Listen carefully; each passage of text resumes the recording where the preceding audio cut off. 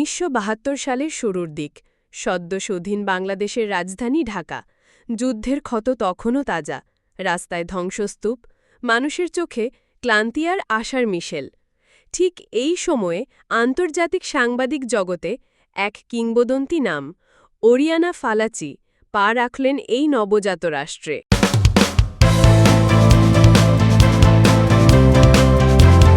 Oriana ফালাচি ইতালির সাহসী ও নির্ভীক সাংবাদিক। ভিয়েতনাম যুদ্ধ থেকে মধ্যপ্রাচ্যের সংঘর্ষ যেখানে আগুন, সেখানেই ছিলেন তিনি। এবার তার গন্তব্য ঢাকা, এক মানুষকে প্রশ্ন করতে। সেই মানুষটি হচ্ছেন বঙ্গবন্ধু শেখ মুজিবুর রহমান।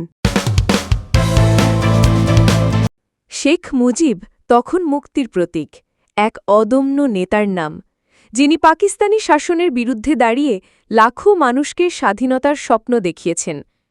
১০ জানুয়ারি ১৯৭২-এ লন্ডন ও দিল্লি পেরিয়ে তিনি যখন ফিরে এলেন ঢাকায়, সমগ্র জাতি যেন প্রাণ ফিরে পেল।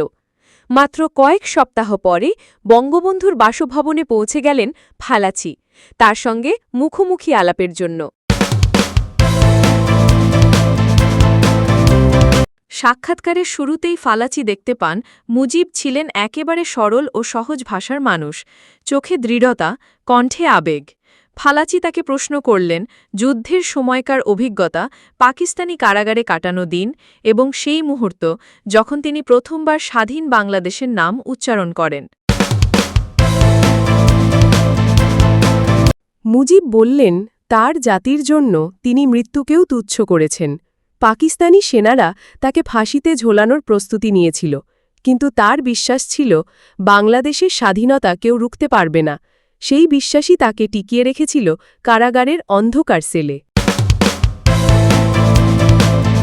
ফালাচি আরও জানতে চাইলেন এত ধ্বংসের পর তিনি কেমন করে দেশকে এগিয়ে নেবেন। বঙ্গবন্ধু উত্তর দিলেন, প্রথম কাজ হবে ক্ষুধার বিরুদ্ধে যুদ্ধ, শিক্ষা ও স্বাস্থ্য সবার কাছে পৌঁছে দেওয়া এবং জনগণকে রাষ্ট্রের মালিকানা ফিরিয়ে দেওয়া। তার ভাষায়, আমি চাই আমার দেশ হোক মানুষের দেশ, শোষণের নয়, ন্যায়ের দেশ। তবে ফালাচি ছিলেন কেবল শ্রোতা নন, একজন সমালোচনামূলক প্রশ্নকর্তাও। তিনি মুজিবের নেতৃত্ব শৈলী, প্রশাসনিক দক্ষতা, এমনকি ব্যক্তিগত অভ্যেস নিয়েও প্রশ্ন তুললেন।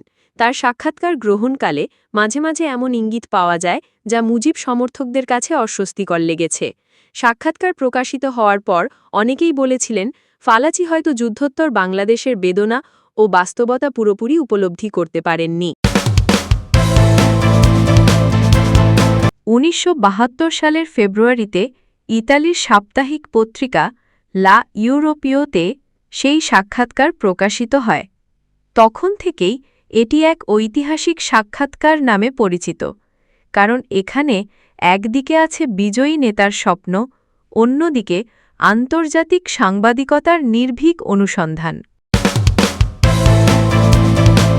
আজও ৫০ বছর পর শেখ মুজিবুর রহমান ও ওরিয়ানা ফালাচির সেই কথোপকথন শুধু ইতিহাসের দলিল নয়, এটি আমাদের মনে করিয়ে দেয় একটি জাতির জন্ম কতটা সংগ্রাম, ত্যাগ আর স্বপ্নের ফল। আর সাংবাদিকতার আসল শক্তি, সত্যকে প্রশ্ন করা, ততটাই প্রয়োজনীয় যতটা প্রয়োজন স্বাধীনতার স্বপ্ন বাঁচিয়ে রাখা। এটাই ছিল বঙ্গবন্ধু শেখ মুজিবুর রহমানের সঙ্গে ওরিয়ানা ফালাচির ঐতিহাসিক সাক্ষাৎকারের গল্প। একটি সময়, একটি মানুষ এবং একটি জাতির প্রতিচ্ছবি।